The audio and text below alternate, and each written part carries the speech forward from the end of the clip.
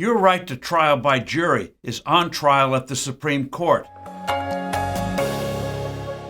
Hello, I'm Steve Forbes, and this is What's Ahead, where you get the insights you need to better navigate these turbulent times. Trial by jury is a bedrock right of the Constitution, and not only for criminal cases, but also for certain civil cases, as guaranteed in the Constitution's 7th Amendment. But over the years, this fundamental guarantee has been eroded on the civil side by the rise of various government agencies, like the Federal Trade Commission or the Environmental Protection Agency. They determine cases inside the agencies themselves.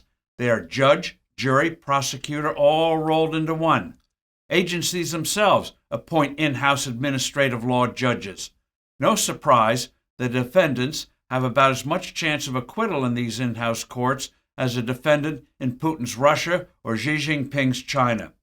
The normal rules of due process go out the window within these bureaucracies, with unfavorable evidentiary rules and fewer discovery opportunities.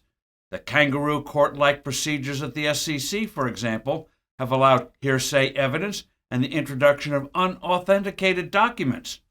Getting an adverse decision from these bureaucracies into the federal courts is difficult, expensive, and time-consuming. Talk about a stacked deck. On their face, these often arbitrary bureaucratic trials go against both the spirit and the letter of the Constitution.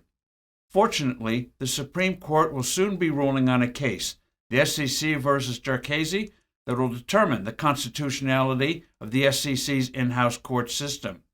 Since a number of other agencies have similar kangaroo court-like arrangements, the High Court's decision here will have an enormous impact on the constitutional legality of these arrangements. In this case, the defendant was accused by the SEC for fraudulently inflating the value of his hedge fund assets so that he could pocket higher management fees. An SEC administrative law judge ruled against Jarkesy. He ended up with fines totaling $1.72 million and was barred from the securities industry. He then appealed to a federal appeals court on the grounds that the SEC's in-house court system was unconstitutional under the 7th Amendment's guarantee of a trial by jury in certain civil cases. For good measure, he threw in several other constitutional challenges, including the Constitution's separation of powers doctrine. The appeals court ruled in his favor on all counts. Now, this critical matter is in the hands of the Supreme Court. It will have the opportunity to sharply curb the massive growth of these executive agencies, which together are called the administrative state.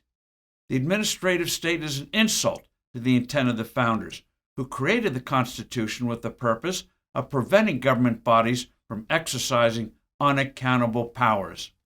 I'm Steve Forbes. Thanks for listening. Do send in your comments and suggestions. I look forward to being with you soon again.